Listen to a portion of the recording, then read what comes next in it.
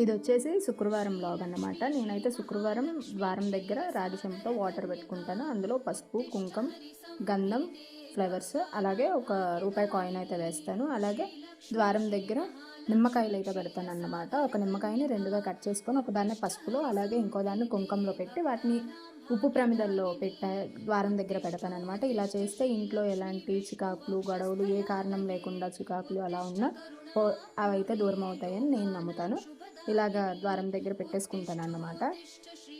శుక్రవారం అలాగే వీలైతే మంగళవారం కూడా, ఆదివారం ఇలాంటి డేస్లో అయితే నేను ద్వార పూజ అయితే చేసుకుంటాను అన్నమాట. చక్కగా ముగ్గు అన్నీ పెట్టుకొని చేసుకుంటాను. అలాగే దేవుడి దగ్గర ఆవు నెయ్యితో ఎర్ర ఒత్తులు అయితే వెలిగిస్తాను అన్నమాట శుక్రవారము. అలాగే అమ్మవారికి పాలు అయితే నైవేద్యంగా పెడతాను. లక్ష్మీదేవికి పాలైతే చాలా ప్రీతికరమైనది నేనైతే విన్నాను అనమాట. ఈరోజు ఏమి వండడానికి ప్లస్ నైవేద్యం తయారు చేయడానికి టైం అయితే కుదరలేదు, అందుకే పాలైతే నైవేద్యంగా పెట్టేసాను.